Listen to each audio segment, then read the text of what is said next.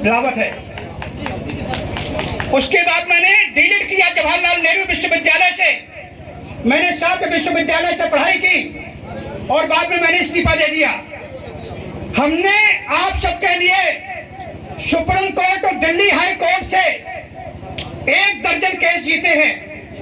ये कोर्ट के जजमेंट हैं और इसमें आप लोग फ्रीडम फाइटर माने गए हैं। जितना भी किसान है सब स्वतंत्रता संग्राम सेनानी है।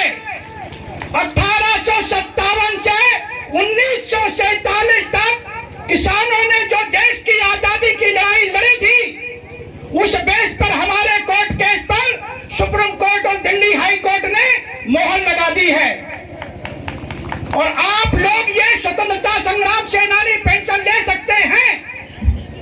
इस पेंशन को आजादी के बाद 3 पीढ़ी के लिए सरदार वल्लभ भाई पटेल जी ने होम मिनिस्टर रहते हुए ठक्कर पापा और एंगर कमेटी बिठा करके 3 पीढ़ी के लिए दिया था।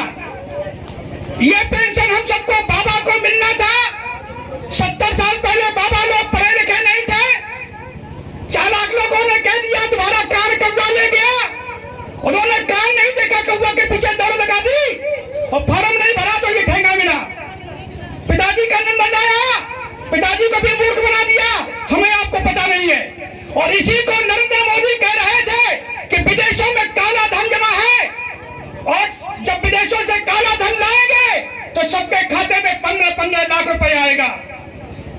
और ये बात हमने 2012-13 में रामदेव को बताई थी। रामदेव ने मोदी को बताई। हमारे पास मीडिया नहीं था और मोदी ने एक एक करके आप सबको मूर्ख बना दिया।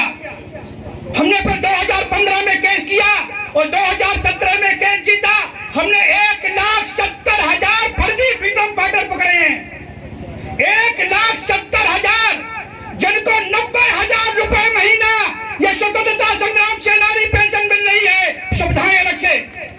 हमने नरेंद्र मोदी को चिट्ठी लिखी है 3 साल पहले, 3.5 साल हो गए। हमने कहा इसकी सीबीआई जांच कराइए, लेकिन मोदी जी सीबीआई जांच नहीं करा पा रहे हैं। हमने होम मिनिस्टर राजनाथ सिंह को लिखा, राजनाथ सिंह सीबीआई जांच नहीं करा पा रहे हैं।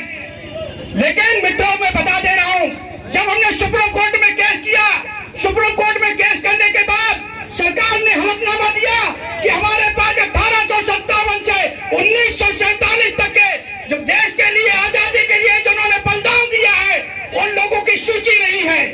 तो हमने कोर्ट से कहा अगर सूची नहीं है तो सूची बनाइए और कोर्ट ने आदेश दिया कि आप सूची बनाइए। आप लोग अब फ्रीडम फाइटर पेंशन ले सकते हैं। आप ये फ्रीडम फाइटर पेंशन आपको इंग्लैंड सरकार से मिलेगी। मित्रों 1963 में एक कीनिया देश है, कीनिया देश ने अपनी देश की आजादी की लड़ाई लड़ी थी। 8,300 लोग मारे गए थे, उनको पेंशन आज भी इंग्लैंड दे रही है। ऐसे ही भारत को जो आजादी मिली है वो डोमिनियन स्टेट करके मिली है कि आज भी हमें उपनिवेश है इंग्लैंड सरकार के, तो इंग्लैंड सरकार को ये पेंशन देनी पड़ेगी। आप लोग ये स्वतंत्रता संग्राम सेनानी पेंशन ले सकते हैं। हमारा इसमें नंबर है, कोर्ट का जजमेंट मैं यहाँ दे जाऊंगा। आप लोग पढ़े, चर्चा करें, फिर कभी मुझे 1 घंटा टाइम देना, आपको हर चीज समझा देंगे, निकाल दे देंगे। और आपको ये पेंशन कैसे मिलेगी, आप अगर चाहेंगे तो हम आपका रास्ता भी बना देंगे। देश आपका है, देश की ये किसी की बपौती नहीं है। हमने सुप्रीम कोर्ट और दिल्ली हाई कोर्ट से 1 दर्जन केस जीते हैं, इसमें कोर्ट के जजमेंट लगे हैं। और आप लोगों को ये मान सम्मान से कोई वंचित नहीं कर सकता है, ये हमारा वादा है। और आज अब इसीलिए स्पेशली आए कि हमने सेवा दी है, हमने कारगिल जंग लड़ी है, उसके बाद हमने इस्तीफा दिया है। 1 दर्जन पुरस्कार मिलने के बाद में हमने इस्तीफा दे दिया और हम समाज सेवा में आ गए। और हम आप लोगों के लिए कर रहे हैं। ये कोर्ट के जजमेंट है। आपको 8 जगह पत्र लिखने पड़ेंगे, 8 जगह पत्र लिखेंगे, करने पड़ेंगे। अंग्रेजों ने 1857-58 में 4 करोड़ भारतवासियों का कत्ल किया था, जिसमें किसानों का सबसे ज्यादा था। किसानों पर आईपीसी 1860, सीआरपीसी और क्रिमिनल ट्राइब एक्ट लगाए गए थे 1871 से 31 अगस्त 1952 तक। क्रिमिनल है क्रिमिनल टैक्स एक्ट की, पढ़िएगा, जो चाहिए हम डिटेल बता देंगे। मित्रों, तो आप किसान 1931 की जनगणना में 19 नंबर पे किसान दिया हुआ है। आप किसान के रूप में स्वतंत्रता संग्राम सेनानी पेंशन ले सकते हैं, वो भी 3 पीढ़ी तक ले सकते हैं।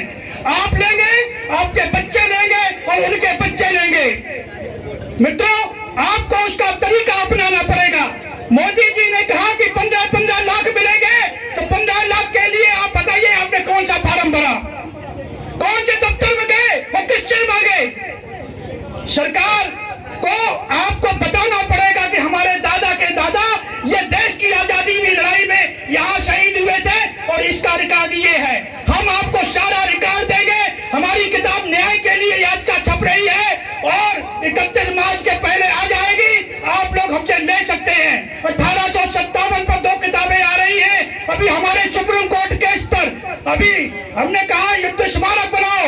जिनका युद्ध स्मारक बना है, मैं सेना में रहा हूँ, लेकिन हमने जो कारगिल जंग लड़ी है वो तो हमने देश की आजादी बचाई है, लेकिन जिन्होंने आजादी दिलाई है, जो अंग्रेज इस धरती पर था, हिल नहीं रहा था, जिसके पास बंदूक थी, राइफल थी, तोप थी, गोला बारूद था, फौज थी, यहाँ के राजा महाराजा जमींदार थे। हम सब किसानों के पास क्या था? लाठी, डंडा, बर्छी, भाला, कुदाल, फावड़ा, तलवार, कुल्हाड़ी। उनसे अंग्रेजों को मारा और सीने पर गोली खाई, तो अंग्रेजों की गोली खत्म हो गई तो अंग्रेज जान बचा के भागा है। देश को आजादी दिलाने वाला किसान है। और आज सुप्रीम कोर्ट और दिल्ली हाई कोर्ट की मोहर लग चुकी है कि आप लोग स्वतंत्रता संग्राम सेनानी हो, आपका कोई भी अपमान नहीं कर सकता है। हमारे कोर्ट केस पर अब नॉर्थ ब्लॉक और साउथ ब्लॉक पे मोदी जी को हमने वादा कर दिया।